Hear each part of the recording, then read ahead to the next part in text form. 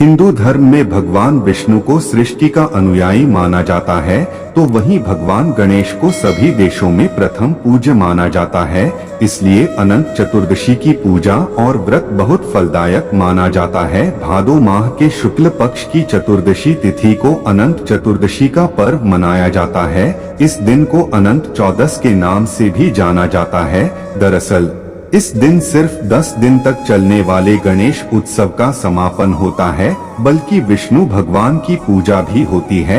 ऐसे में आइए जानते हैं अनंत चौदस का महत्व और पूजा विधि क्या है। अनंत चतुर्दशी की प्रकृति के पीछे एक रोचक कहानी है। पौराणिक कथाओं के अनुसार इस दिन भगवान विष्णु ने 14 लोकों की रक्षा के लिए 14 रूप धारण किए थे। प्रातः काल स्नान आदि नित्य कर्मों से निवृत्त होकर कलश की स्थापना करें। कलश पर अष्टदल कमल के समान बने बर्तन में कुश से निर्मित अनंत की स्थापना की जाती है। इसके आगे कुमकुम, केसर या हल्दी से रंगकर बनाया हुआ कच्चे डोरे का 14 गांठों वाला अनंत भी रखा जाता है। कुश के अनंत की वंदना करके उसमें भगवान विष्णु का आह्वान तथा ध्यान करके गंध, अक्षत, पुष्प, धूप, दीप, नैवेद्य आदि से पूजन करें। तत्पश्चात अनंत देव का ध्यान करके शुद्ध अनंत को अपनी दाहिनी भुजा पर बांध लें। यह डोरा भगवान विष्णु को प्रसन्न करने वाला तथा अनंत फल देने वाला माना गया है। यह व्रत धन पुत्रादि की कामना से किया जाता है। इस दिन नए डोरे के अनंत को धारण करके पुराने का त्याग कर देना चाहिए। इस व्रत का पारण ब्राह्मण को दान करके करना चाहिए। अनंत की 14 गांठें 14 लोकों की प्रतीक मानी गई हैं।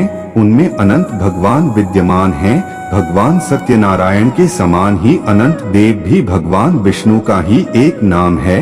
यही कारण है कि इस दिन सत्यनारायण का व्रत और कथा का आयोजन प्राय किया जाता है, जिसमें सत्यनारायण की कथा के साथ साथ अनंत देव की कथा भी सुनी जाती है। व्रत की महिमा और मंत्र। यूं तो यह व्रत नदी तट पर किया जाना चाहिए और हरि की लोक कथाएं सुननी चाहिए, लेकिन संभव न होने पर घर में ही स्थापित मंदिर के सामने हरि से इस प्रकार की प्रार्थना की जाती है। अनंत संसार महासमुद्रे मग्न समभ्युद्धर वासुदेव अनंत रूपे विनियोजस्व अनंत सूत्राय नमो नमस्ते हे वासुदेव। इस अनंत संसार रूपी महासमुद्र में डूबे हुए लोगों की रक्षा करो तथा उन्हें अनंत के रूप का ध्यान करने में संलग्न करो। अनंत रूप वाले प्रभु तुम्हें नमस्कार है। इस मंत्र से हरि की पूजा करके तथा अपने हाथ के ऊपरी भाग में या गले में धागा बांधकर या लटकाकर जिस पर मंत्र पढ़ा गया हो, व्रती अनंत व्रत को पूर्ण करता है। यदि हरि अनंत हैं, तो 14 गांठें हरि द्वारा उत्पन्न 14 लोकों की प्रतीक हैं। अनंत चतुर्दशी पर कृष्ण द्वारा युधिष्ठिर से कही गई कौंडिन्य एवं उसकी स्त्री शीला की गाथा भी सुनाई जाती है। कृष्ण का कथन है कि अनंत उनके रूपों का एक रूप है और वे काल हैं, जिसे अनंत कहा जाता है। अनंत व्रत चंदन, धूप, पुष्प, नैवेद्य के उपचारों के साथ किया जाता है। इस व्रत के विषय में कहा जाता है कि यह व्रत 14 वर्षों तक किया जाए तो व्रती विष्णु लोक की प्राप्ति कर सकता है। इस दिन भगवान विष्णु की कथा होती है। इसमें उदय तिथि ली जाती है। पूर्णिमा का सहयोग होने से इसका बल बढ़ जाता है। यदि मध्याह्न तक चतुर्दशी हो तो ज्यादा बेहतर है। जैसा इस व्रत के नाम से प्रतीत होता है कि यह दिन उस अंत न होने वाले सृष्टि के कर्ता ब्रह्मा की भक्ति का दिन है। इस व्रत की पूजा दोपहर में की जाती है।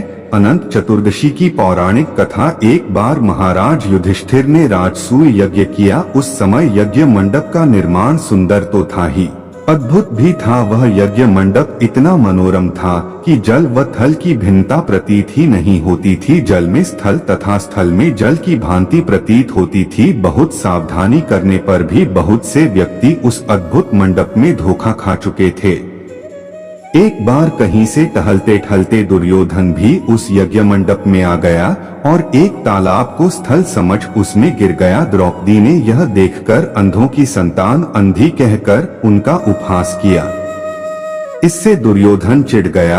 यह बात उसके हृदय में बाण समान लगी। उसके मन में द्वेष उत्पन्न हो गया। और उसने पांडवों से बदला लेने की ठान ली। उसके मस्तिष्क में उस अपमान का बदला लेने के लिए विचार उपजने लगे। उसने बदला लेने के लिए पांडवों को द्यूत क्रीड़ा में हराकर उस अपमान का बदला लेने की सोची। उसने पांडवों को जुए में पराजित कर दिया। पराजित होने पर प्रतिज्ञानुसार पांडवों को 12 वर्ष के लिए वनवास भोगना पड़ा। वन में रहते हुए पांडव अनेक कष्ट सहते रहे। एक दिन भगवान कृष्ण जब मिलने आए तब युधिष्ठिर ने उनसे अपना दुख कहा और दुख दूर करने का उपाय पूछा। तब श्री कृष्ण ने कहा, हे युधिष्ठिर, तुम विधि पूर्वक अनंत भगवान का व्रत करो, इससे तुम्हारा सारा संकट दूर हो जाएगा और तुम्हारा खोया राज्य पुनः प्राप्त हो जाएगा। इस संदर्भ में श्री कृष्ण ने उन्हें एक कथा सुनाई। प्राचीन काल में सुमंत नाम का एक नेक तपस्वी ब्राह्मण था। उसकी पत्नी का नाम दीक्षा था। उसकी एक परम सुंदरी धर्मपरायण तथा ज्योतिर्मयी कन्या थी जिसका नाम सुशीला था। सुशीला जब बड़ी हुई तो उसकी माता दीक्षा की मृत्यु हो गई। पत्नी के मरने के बाद सुमंत ने कर्कशा नामक स्त्री से दूसरा विवाह कर लिया।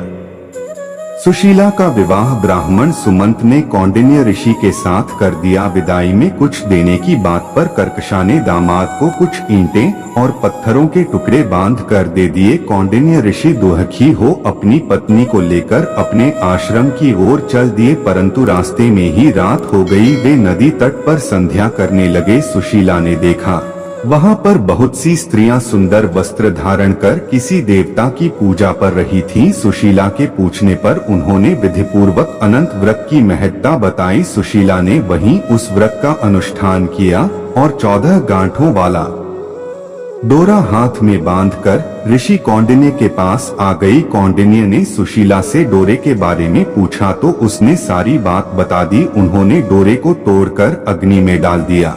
इससे भगवान अनंत जी का अपमान हुआ। परिणामत ऋषि कौंडिन्य दुखी रहने लगे। उनकी सारी संपत्ति नष्ट हो गई। इस दरिद्रता का उन्होंने अपनी पत्नी से कारण पूछा तो सुशीला ने अनंत भगवान का डोरा जलाने की बात कही। पश्चाताप करते हुए ऋषि कौंडिन्य अनंत डोरे की प्राप्ति के लिए वन में चले गए। वन में कई दिनों तक भटकते भटकते निराश होकर एक दिन भूमि पर गिर पड़े। तब अनंत भगवान प्रकट होकर बोले, हे कौंडिन्य, तुमने मेरा तिरस्कार किया था, उसी से तुम्हें इतना कष्ट भोगना पड़ा। तुम दुखी हुए, अब तुमने पश्चाताप किया है। मैं तुमसे प्रसन्न हूँ। अब तुम घर जाकर विधि पूर्वक अनंत व्रत करो। 14 वर्ष पर्यंत व्रत करने से तुम्हारा दुख दूर हो जाएगा। तुम धन धान्य से संपन्न हो जाओगे।